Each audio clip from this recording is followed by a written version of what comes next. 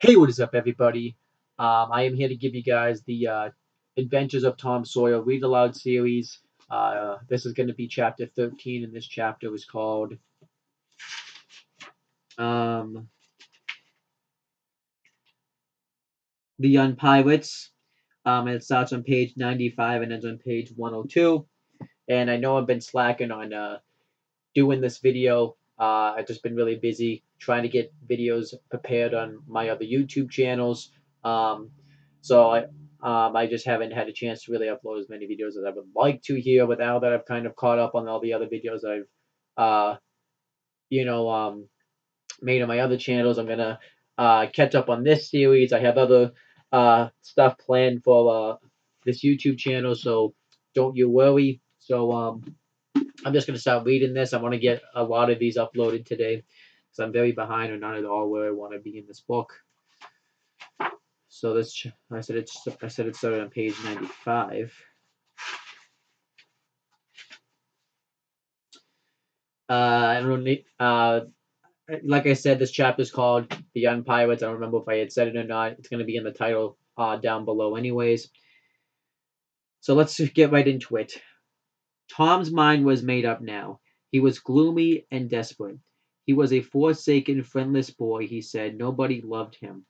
When they found out what they had driven uh, when they found out what they had driven him to, perhaps they would be sorry. He had tried to do right and get along, but they would not let him. Since nothing would do them but to be rid of them, let it be so, and let them blame him for the um, consequences. Why shouldn't they? What right had to be friendless to complain? They had forced him to it at last. He would lead a life of crime. There was no choice. By this time he was far down Meadow Lane, and the bell for school to take up. I don't now I know air quotes usually means it not really. I just like to do the air quotes to show that there was quotation marks in between those words tinkled faintly upon his ear. He sobbed now to think he should never, never hear that old familiar sound any more. It was very hard, but it was forced on him. Since he was driven out into the cold world, he must submit, but he forgave them. Then the sobs came thick and fast. Just at this point he met his soul's sworn comrade, Joe Harper, hard-eyed and with evidently a great and dismal purpose in his heart. Plainly here were two souls with but a single thought.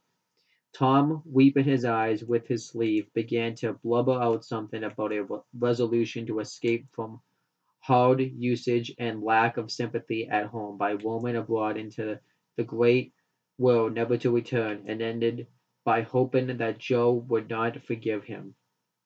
But it transpired that this was a request which Joe had just been going to make of Tom, and had come to hunt him up for that purpose. His mother had whipped him for drinking some cream which he had never tasted and knew nothing about. It was plain that she was tired of him and wished him to go. If she felt that way, there was nothing for him to do but succumb. He hoped she would be happy and never regret having driven her poor boy out into the unfeeling world to suffer and die. As the two boys walked sorrowing along, they made a new compact to stand by each other and be brothers and never separate till death relieved them of their troubles. Then they began to lay their plans. Joe was for being a hermit and living on the crusts in a remote cave and dying sometime of cold and want and grief, but after listening to Tom, he conceded that there were some conspicuous advantages about a life of crime, and so he consented to be a pirate.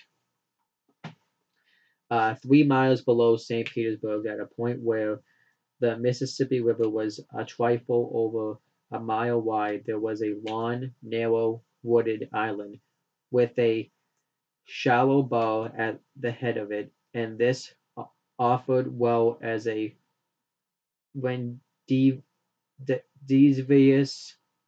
It was not inhabited. It lay far over toward the further shore, abreast a dense and almost wholly unpeopled forest. So Jackson's Island was chosen. Who were to be the subjects of their piracies was a matter that did not occur to them. Then they hunted up Huckleberry Finn, and he joined them promptly, for all careers were um, one to him. He was indifferent.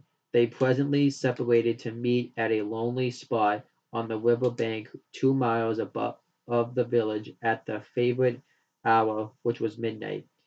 There was a small log raft there which they meant to capture.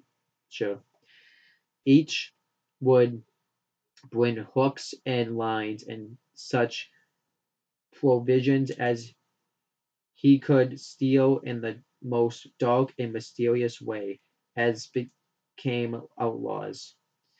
And before the afternoon was done, they had all managed to enjoy the sweet glory of spreading the uh, fact that pretty soon the town would hear something, which was in quotation marks. I just didn't feel like putting my hand up for that one. Um, all who got his vague hint were cautioned to be mum and wait. About midnight Tom arrived with a boiled ham and a few trifles, and stopped in a dense undergrowth on a small bluff overlooking the marketplace. It was starlight and very still. Uh, the mighty river lay like an ocean at rest. Tom listened a moment, but no sound disturbed the quiet. Then he gave a low, distinct whistle. It it was answered from under the bluff. Tom whistled twice more, though these signals were answered in the same way. Then a guarded voice said, "Who goes there?" "Tom Sawyer, the Black Avenger of the Spanish Main. Name your names." "Huck Finn, the Red-Handed, and Joe Harper, the Terror of the Seas." Tom had furnished these titles from his favorite literature. Tis well give the countersign.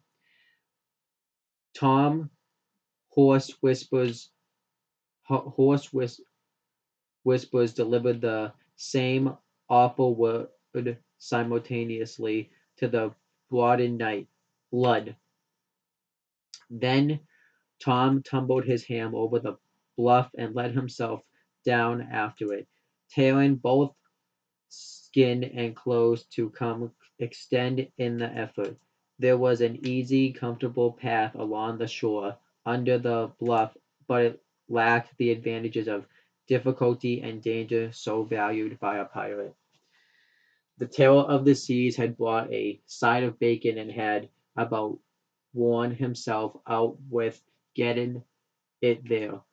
Finn the Red-Handed had stolen a skillet and a quantity of half-cured leaf tobacco, and had al- and had also bought a few cord cobs to make pipes with.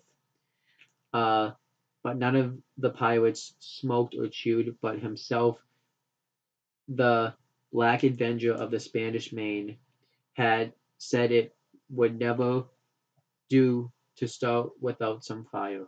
That was a wise thought. Matches were hardly known here in that day.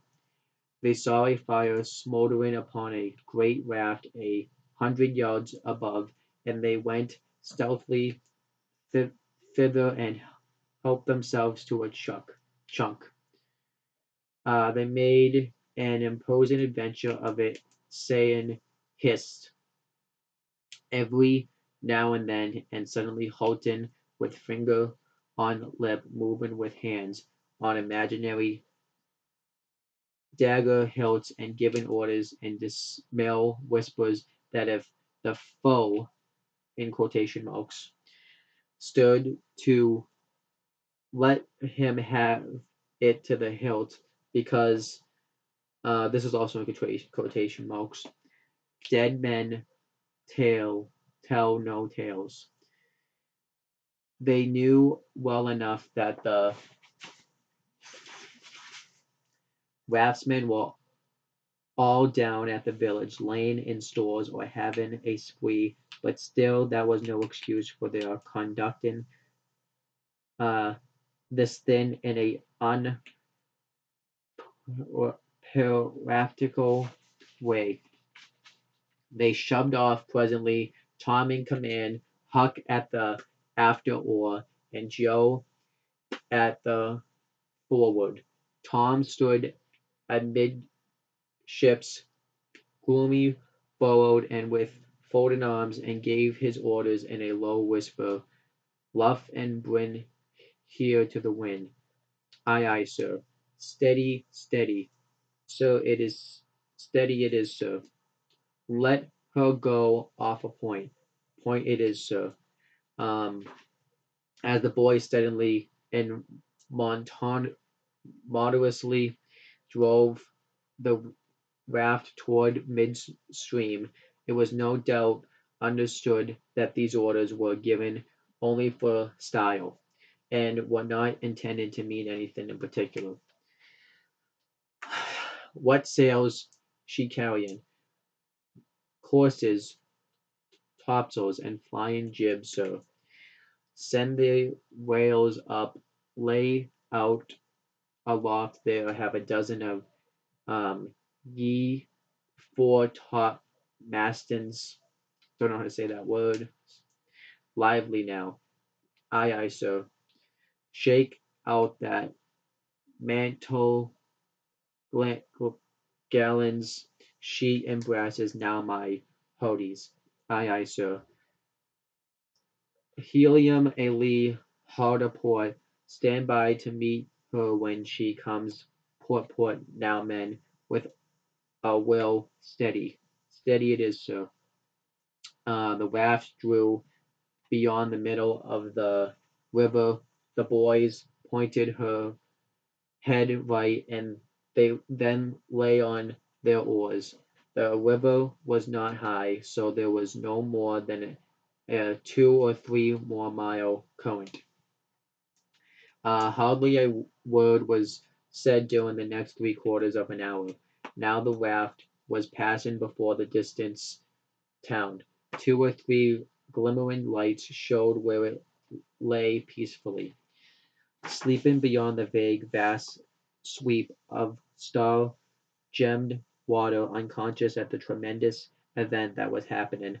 The Black Avenger stood still with folded arms, looking his vast upon the scene of his former joys and his later sufferings, and wishing she could see him now, aboard on the wild sea, facing peril and death with darkness heart, going to his doom with a grim smile on his lips. It was but a small strain on his imagination to remove Jackson's Island beyond eyeshot of the village, and so he looked his last, with a broken and satisfied heart. The other pirates were looking their last too, and they all looked so long that they came near letting the current drift them out of range of the island, but they discovered the danger in time and made shift to avert it. And 2 o'clock in the about 2 o'clock in the morning, the raft grounded on the bar 200 yards above the head of the island, and they waded back and forth until they had landed their flight. Part of the little raft's belongings consisted of an old sail, and this they spread over a nook in the bushes, for a tent to shelter their provisions, but they themselves would sleep in the open air in good weather as became outlaws. They built a fire against the side of a great log 20 or 30 steps within the somber depths of the forest, and then cooked some bacon in the frying pan for supper and used up half of the corn pond stock they had bought. It seemed glorious sport to be feasting in that wild freeway in the virgin forest of an unexplored and uninhabited island far from the haunts of men, and they said they never would return to civilization. The climbing fire lit up their faces and threw its ruddy glare upon the pillared tree trunks of their forest temple and upon the vanished foliage and festoonian vines. When the last crisp um, slice of bacon was gone and the last allowance of corn pond devoured, the boys stretched themselves out on the grass, filled with contentment. Then um, they could have found a cooler place, but they would not deny themselves such a romantic future as the roasting campfire. Ain't it gay? Said Joe. It's nuts, said Tom. What would the boys say if they could see us? Say, well, they just died to be here. Hey, Hucky?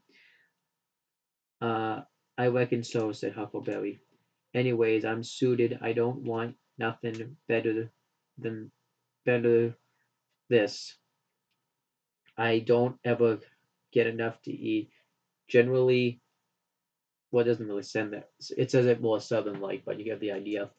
And here they can't come and pick at a fellow and bullywag him. So it's just the life for me, said Tom. You don't have to get up mornings and you don't have to go to school and wash and all that blame foolishness. You see, a pirate don't have to do anything. Joe, when he's ashore, but a hermit, he has to be praying considerably, and then he don't have any fun anyway, all by himself that way. Oh, yes, that's so, said Joe. But I hadn't thought much about it. I'd a good deal rather be a pirate now that I've tried it. You can see, said Tom, people don't go much on hermits nowadays like they used to in the old times. But a pirate's always respected, and a hermit's got to sleep on the hardest place he can find and put sackcloth and ashes on his head and stand out in the rain. And what does he put sackcloth and ashes on his head for? Inquired Huck. I don't know, but they got to do it. Hermits always do. You'd have to do that if you was a hermit. Darn if I would, said Huck. Well, what would you do? I don't know, but I wouldn't do that. Why, Huck, you have to. How'd you get around it? Why, I just wouldn't stand it. I'd run away. Run away? Well, you would be a nice old slouch of a hermit. You'd be a disgrace. The red-handed made no response, being better employed. He had finished gou- gouging out a cob, and now he fleeted a weed stem to it, loaded it with tobacco, and was pressing a coal to the charge and blowing a cloud of fragrant smoke. He was in the full bloom of luxurious contentment. The other pirates envied him this majestic vice, and secretly resolved to acquire it shortly. Presently Huck said, "What does pirates have to do?" Tom said, "Oh, they have just a bully time, take ships and burn them and get money and bury it in awful places in their island, where there's ghosts and things to watch it and kill everybody in the ships, make 'em walk a plank. And they carry the woman to the island," said Joe. "They don't kill the woman?" "No," assented Tom. "They don't kill the woman. They're too noble, and the woman's always beautiful too. And don't they wear the bulliest clothes, or no, all gold and silver and diamonds," said Joe with enthusiasm. "Who?" said Huck. "Why, the pirates." Huck scanned his own clothing forlornly. "I reckon I ain't dressed fittin' for a pirate," said he, with regretful pathos in his voice, "but I ain't got none of but these. But the other boys told him the fine clothes would come fast enough after they should have begun their adventures. They made him understand that his poor rags would do uh, do to begin with, though it was customary for wealthy pirates to start with a proper wardrobe. Gradually their talk died out, and drowsiness began to steal upon the eyelids of the little waps. The pipe dropped from the fingers of the red-handed, and he slept the sleep of the conscious free and the weary. The terror of the seas and the black adventure of the Spanish Main had more difficulty in getting to sleep. Then they said their prayers inwardly and lying down, since there was nobody there with authority to make them kneel and recite aloud. In truth, they had a mind not to say them all, but they were afraid to proceed to such lengths as uh, that, lest they might call down a sudden and special thunderbolt of from heaven. Then at once they reached and hovered upon the imminent verge of sleep. But an intruder came now that would not down. It was conscious.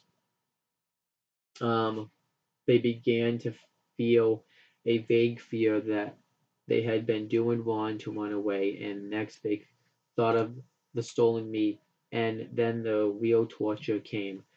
They tried to argue it away by reminding conscious that they had forlorn sweetmeats and applied apples scores of time, but conscience was not to be appeased by such thin plausibilities. It seemed to them in the end that there was no getting around the stubborn fact that taking sweetmeats was only hooking, while taking bacon and hams and such valuables was plain, simple stealing, and there was a command against that in the Bible. So they inwardly resolved that so long as they remained in the business, their piracies should not again be sullied with the crimes of stealing.